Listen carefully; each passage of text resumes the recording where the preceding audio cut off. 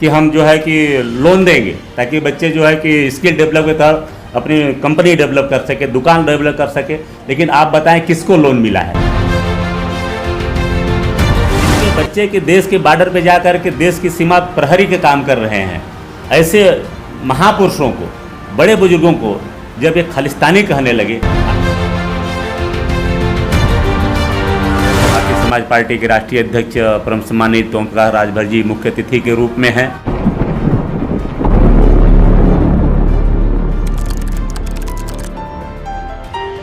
नमस्कार, प्रणाम। मैं हूं संतोष और आप देख रहे हैं 16 हिंदी।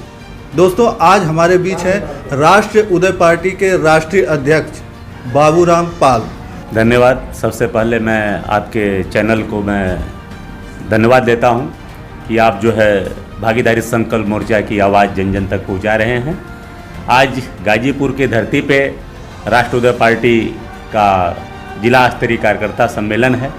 कार्यकर्ता सम्मेलन में जन अधिकार पार्टी के विजय नारायण वर्मा जी विशिष्ट अतिथि के रूप में हैं।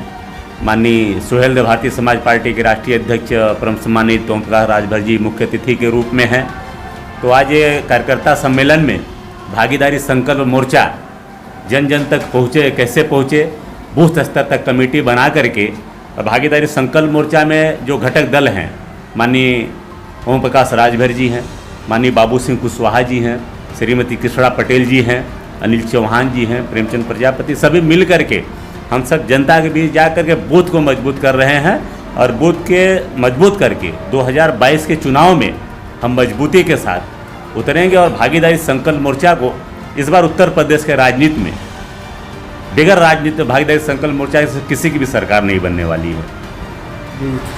सर, अभी 9 पार्टियों के अलावा भी और भी पार्टी जुड़ रही है कोई कि नहीं? नहीं, संभावना है। जो भी हमारे सिद्धांतों पे, जनता के हक अधिकार पे जो भी अगर आएगा, खास करके भारतीय जनता पार्टी को छोड़ करके, और उसका हम स्वागत करेंगे।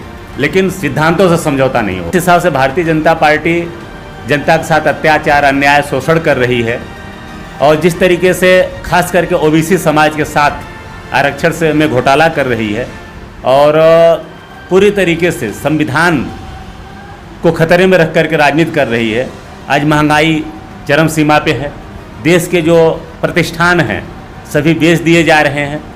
तो ऐसे हालात में भारतीय जनता पार्टी से तो समझौता कर ही नहीं सकते हैं। लोगों का कहना है कि उत्तर प्रदेश की जो सरकार है वो आतंकवाद विरोधी और भ्रष्टाचार विरोधी है। आपका क्या कहना है? नहीं, कहने के लिए है, लेकिन आप देखिए चरम सीमा पे भ्रष्टाचार चारों तरफ है। उल्टा भ्रष्टाचार बढ़ गया है। ऐसा कोई भी विभाग नहीं है जहाँ भ्रष्टाचार ना हो। रह गई बात आतंक तो आज जनता के बीच में आतंक है। आज हमारी माताएं, बहनें, बेटियां अगर रोड पे चलती हैं वो भी आतंकित हैं। आज हमारे बच्चे, नौजवान वो भी आतंकित है। जब कोई क्षेत्र सुरक्षित ही नहीं है तो कैसे आतंकवाद की ये बात कर सकते हैं? आतंकवाद केवल एक बम ब्लास्ट ही आतंकवाद नहीं है। आज जो मानसिक आतंकवाद है, खास करके दलित, पिछड़े, वंचित, शोषित पे दबाव बनाया जा रहा है, यह एक सबसे बड़ा आतंकवाद झेल रहा है हमारा प्रदेश। तो अगर विकास की बात करें, आपकी पार्टी क्या विकास करना चाहेगी अगर 2022 में आपकी जो सरकार बनती है तो? बहुत अच्छा प्रश्न है आपका। हमारी पार्टी जनता को व्यवस्था देगी। व्यवस्था के तहत जनता को विकास स्वयं करना है। चूँकि कहा गया है, भाई तुम ही हो तुम्हारे भाग्य विधाता। अगर हम अपनी रहन सहन, खान पान सही रखेंगे अपनी, तभी हमारा विकास होगा। नहीं तो कई बार होता है कि पिताजी की दी हुई दौलत भी हम अगर नहीं संभाल पाते हो तो विनाश हो जाता है। तो हम जो है सरकार में आने के बाद हम विकास करने के लिए हम समान निःशुल्क शिक्षा देंगे। क्योंकि जब हमारी पीढ़ी, हमारे बच्चे शिक्षित होंगे, विकास करेंगे। रही बात सिंचाई, क्योंकि अन्न सभी को खाने के लिए लगता है। आज किसान रोड पे बैठे हुए हैं। आज 9 महीने हो गए, सरकार सुन नहीं रही है और किसान प्रभावित हो रहे हैं। तो इससे हमारे जो भाई, जो हमारे मजदूरी करने जाते हैं, हमारे जो बच्चे शिक्षा ग्रहण करने जाते हैं, जो वहाँ पे अनाज खरीद के खाते हैं, वो भी प्रभावित होंगे। तो हम जो है कि हम पूरी तरीके से सिंचाई भी मुफ्त रखेंगे। और ये बात दवाई, जब व्यक्ति को कभी बीमार होता है, कभी एक्सीडेंट होता है तो पूछ के नहीं होता है, वो अचानक होता है। ऐसी स्थिति में आदमी पैसे नहीं रहते हैं। तो सरकार भागीदारी संकल्प मोर्चा के आने के बाद हम दवाई भी पूरी तरीके से फ्री रखेंगे। ऐसे व्यक्ति अपना स्वयं विकास कर लेगा।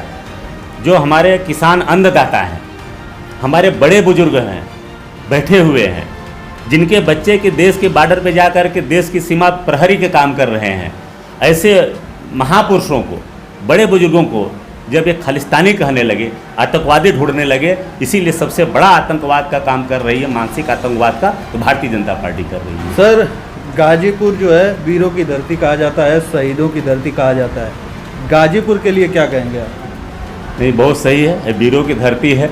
देश हमारा आज़ाद हुआ तब से लेकर के इस गाजीपुर की धरती का जो मान सम्मान स्वाभिमान हमारे इस देश की इस मिट्टी के बच्चे जो बढ़ा रहे हैं, ये तो बड़ा ही गौरव की बात है।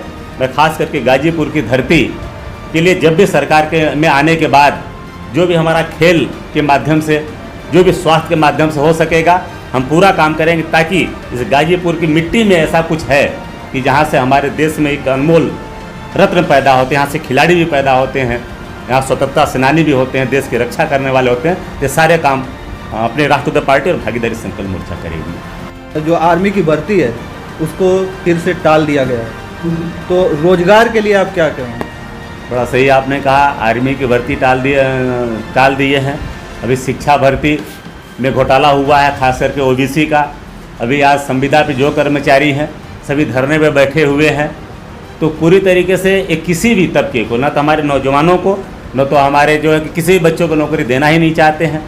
नौकरियां सब जा करके वापस कोर्ट में फेल हो जाती हैं। तो यहाँ तो रोजगार, नौकरियां तो दे ही नहीं रहा साफ दूसरे तरीके से।